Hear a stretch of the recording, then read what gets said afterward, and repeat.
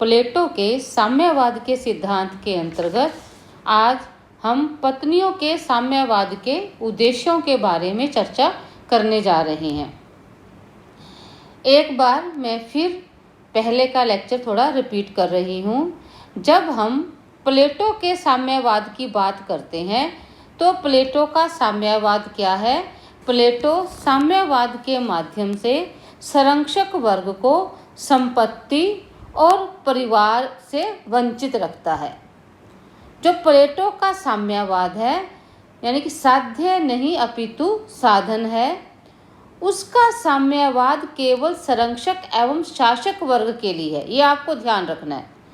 जब हम प्लेटो के न्याय सिद्धांत का अध्ययन करते हैं तो न्याय सिद्धांत के अंतर्गत प्लेटो अपने राज्य को 3 वर्गों में बांटता है: उत्पादक वर्ग, सैनिक वर्ग और शासक वर्ग। एक बार मैं फिर आपको बता रही हूँ कि जो सैनिक और शासक वर्ग है उसे हमने नाम दिया है संरक्षक वर्ग या फिर अभिभावक वर्ग। और अब जो हम प्लेटो के साम्यवाद के सिद्धांत का अध्ययन कर रहे हैं तो प्लेटो का जो साम्यवाद है वो केवल संरक्षक वर्ग के लिए है तथा उसका उद्देश्य उन रुकावटों और प्रलोभनों को दूर करना है जिनके द्वारा राज्य में न्याय की स्थापना में बाधा पड़ती है। अर्थात प्लेटो का उद्देश्य है या प्लेटो का लक्ष्य है एक आदर्श राज्य की प्राप्ति करना। और आदर्श राज्य के लिए सर्वप्रथम प्लेटो हमें न्याय सिद्धांत देता है। न्याय सिद्धांत में कहता है कि ये जो 3 वर्ग बताए हैं मैंने आपको अभी, तीनों वर्गों द्वारा अपने कार्यों को करना और दूसरे के कार्यों में हस्तक्षेप ना करना ही न्याय है। अब प्लेटो साम्यवाद के माध्यम से भी उन रुकावटों को दूर करना चाहता है जो न्याय की स्थापना में बाधा डालती हैं। साम्यवाद प्लेटो के लिए उसकी न्याय धारणा का अनिवार्य परिणाम है। अपने आदर्श राज्य के 3 वर्गों में से जो 2 वर्ग हैं, शासक और सैनिक वर्ग, वो साम्यवादी शासन में रहकर ही बुद्धिमत्तापूर्वक अपना काम कर सकते हैं और उसमें निस्वार्थ भाव से लगे रह सकते हैं। और उसने उत्पादक वर्ग को इस दायित्व से मुक्त कर दिया है। अर्थात प्लेटो साम्यवाद का सिद्धांत केवल संरक्षक वर्ग के ऊपर लागू करता है। और अब हम कर रहे हैं पत्नियों का साम्यवाद, इसको हम कह सकते हैं परिवार विषयक साम्यवाद। तो इसका उद्देश्य भी क्या है कि जो शासक और सैनिक वर्ग हैं उन्हें परिवार के दायित्व से मुक्त कर दिया जाए, क्योंकि प्लेटो व्यक्ति को स्वार्थ रहित और परोपकारी भावना से काम करने के लिए बाध्य करना चाहते हैं। व्यक्ति को यहाँ हम कह सकते हैं कि संरक्षक वर्ग को, और संरक्षक वर्ग को परोपकारी भावना से काम करवाने के लिए वो उसे पारिवारिक बंधनों से मुक्त कर देता है। उसका मानना है कि संरक्षक वर्ग परिवार के सुख बंधन में न पड़कर देश सेवा में लगे रहने चाहिए। और प्लेटो की साम्यवादी व्यवस्था का उद्देश्य राज्य का हित साधन है, ना कि उससे संबंधित वर्गों का।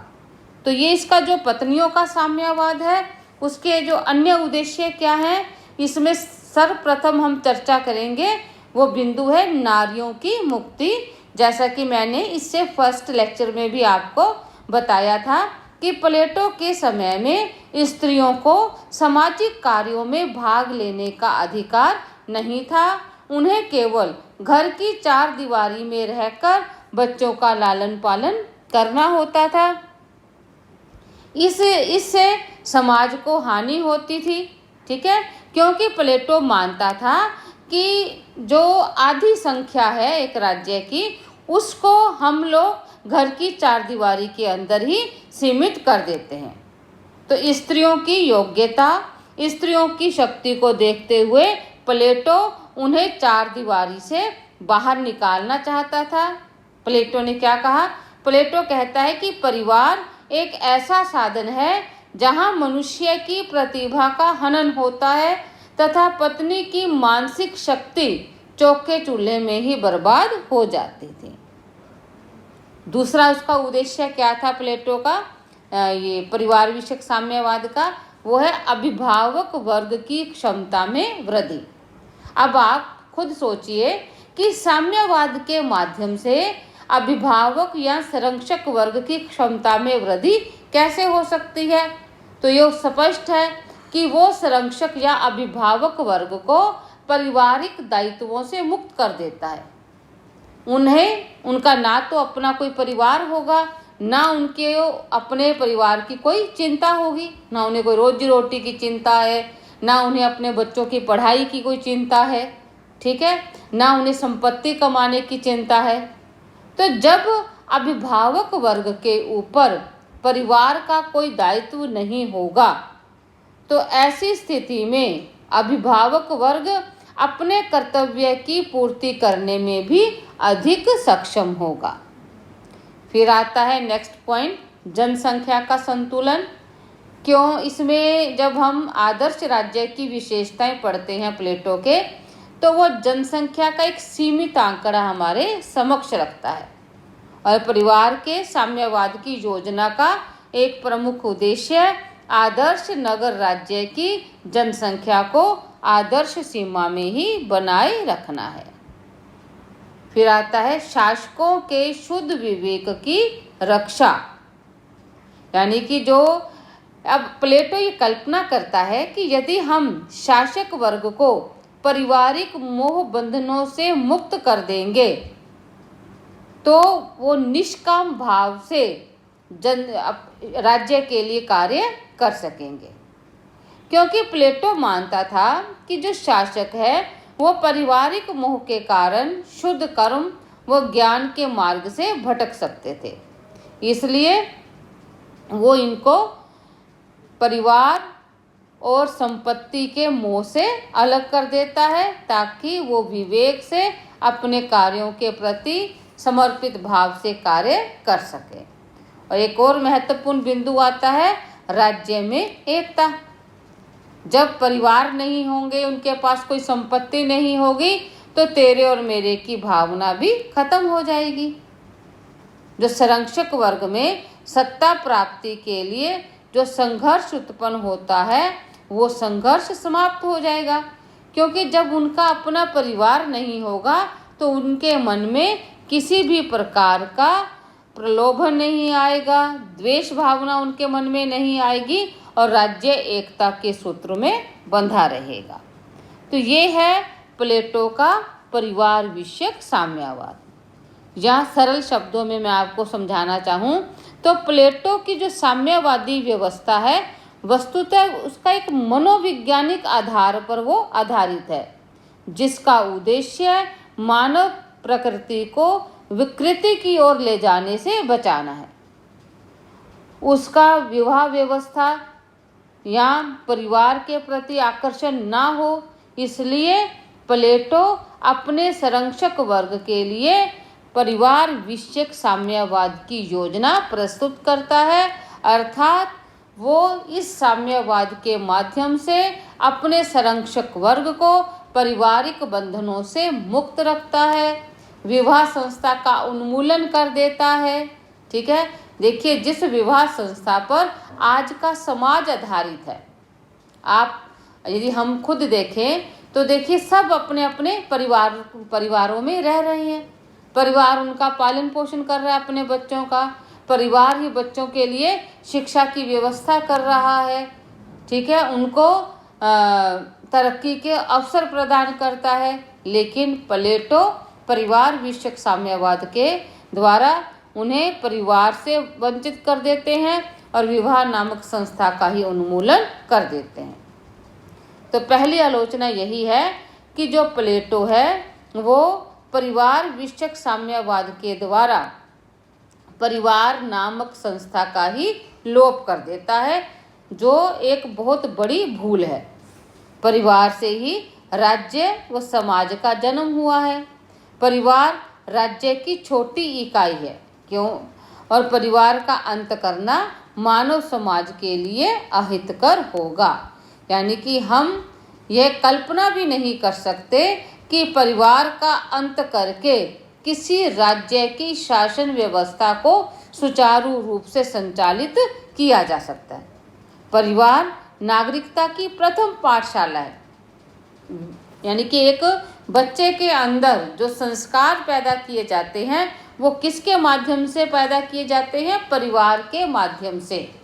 और वो परिवार नामक संस्था का अंत कर देता है, जो संभव ही नहीं है। पत्नी और परिवार के प्रति प्लेटो के विचार सही तथ्यों पर आधारित नहीं है, क्योंकि आलोचकों का कहना है कि स्त्री का बच्चों के प्रति स्नेह और उनके पालन पोषण की जो स्वाभाविक प्रवृत्ति होती है उसे न तो शिशु पालन गृहों को स्थानांतरित किया जा सकता है। कहने का अभिप्राय क्या है कि एक माँ अपने बच्चे का जितना अच्छे से पालन पोषण कर सकती है वो पालन पोषण राज्य के द्वारा संभव नहीं है। यानी कि माँ और बच्चे में, बच्चे और परिवार के बीच में जो एक आकर्षण होता है, जो एक भावनाओं से वो बंधे होते हैं, प्लेटो परिवार विषयक साम्यवाद के द्वारा उन भावनाओं को ही खत्म कर देता है। और यदि हम कल्पना कर लें कि किसी बच्चे का पालन पोषण राज्य के द्वारा होगा तो वो कभी भी एक अच्छा शासक नहीं बन सकता। वह उन भावनाओं को अनुभव ही नहीं कर सकता जो भावनाएं उसमें परिवार विकसित करते हैं। इसके अतिरिक्त आलोचक कहते हैं कि यदि परिवार विषयक साम्यवाद या संपत्ति विषयक साम्यवाद लागू होता है तो अपराधों की संख्या भी अधिक हो जाएगी। पिता पुत्र, माँ बेटे, भाई भाई का रिश्ता ही समाप्त हो जाएगा और समाज में स्वाभाविक होने वाली समस्याएं, झगड़े, अपराध जिन्हें पारिवारिक ढंग से सुलझाया जाता था अब उनकी भूमिका गौण हो जाएगी। ऐसी स्थिति में अपराध बढ़ेंगे और समाज में नैतिक मूल्यों का पतन हो जाएगा। अमनोवैज्ञानिक तथा अव्यवहारिक है। ये तो क्लियर ही है कि जो प्लेटो हमें साम्यवाद की योजना प्रस्तुत करता है वो बिल्कुल ही अव्यवहारिक है। उन्हें व्यवहार में लागू ही नहीं किया जा सकता। मैंने जैसे आपको पहले भी बताया है कि हम ये कल्पना ही नहीं कर सकते कि एक परिवार का अंत करके हम किसी राज्य को सुचारू रूप से संचालित कर सकते हैं। न्याय सिद्धांत के विरुद्ध है।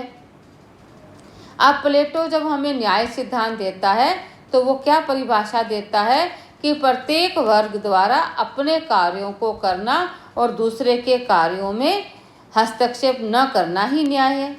लेकिन परिवार विषयक साम्यवाद इसका उल्लंघन करता है, क्योंकि जो स्त्रियों का जो स्वाभाविक गुण है बच्चों का लालन पालन करना, उनकी परवरिश करना, प्लेटो इससे उनको वंचित कर देता है। फिर एक आलोचना हम कर सकते हैं कि व्यक्ति के व्यक्तित्व के विकास में बाधक है। जो प्लेटो है राज्य की एकता को साध्य मानकर व्यक्ति को उसका साधन मात्र ही मानता है। वह अपने स्वार्थ को पूरा करने के लिए परिवार की संस्था को राज्य के अधीन कर देता है। इसके अतिरिक्त वो राज्य को 3 वर्गों में बांटता है और उत्पादक वर्ग को वो शासक कार्यों में भाग लेने से बिल्कुल ही मना कर देता है।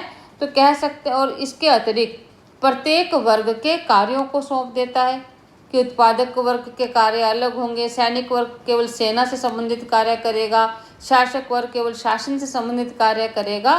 तो ये जो इसने एक सीमा बना दी है वो व्यक्ति के व्यक्तित्व के विकास में बाधा ही उत्पन्न करती है। तो हम क्या कह सकते हैं कि जो पत्नियों का साम्यवाद या जो परिवार विषयक साम्यवाद है न तो वांछनीय है और न ही संभव। प्लेटो परिवार जैसी महत्वपूर्ण संस्था का लोप करता है जो कि असंभव है, और यदि पारिवारिक संस्था का ही अंत हो जाएगा तो हम ये मानकर चलेंगे कि बच्चों में आपराधिक प्रवृत्ति और अधिक बढ़ेगी, उनमें नैतिकता संस्कार जैसी चीज़ें पनप ही नहीं सकते। लेकिन प्लेटो के साम्यवाद की जो अच्छाई है वो यह है कि वो महिलाओं और पुरुषों की समानता पर जोर देता है। उसका जो सारा प्रयास है वो नारी उत्थान के लिए है, और इस कार्य में वो मानता था कि जो परिवार है उसके व्यक्तित्व के विकास में एक बाधा उत्पन्न करते हैं, तो नारियों की मुक्ति के लिए, नारियों के उत्थान के लिए उसने एक बहुत अच्छा प्रयास किया है। ठीक है, परिवार विषयक साम्यवाद के माध्यम से वो स्त्रियों को राज्य कार्यों में भाग लेने के लिए प्रेरित करता है। हाँ, हम कल्पना कर सकते हैं कि यदि हम शासक वर्ग को परिवार और संपत्ति के मोह से अलग कर देते हैं तो निसंदेह वो निस्वार्थ भाव से कार्य करेंगे, लेकिन व्यवहार में यह संभव नहीं। धन्यवाद।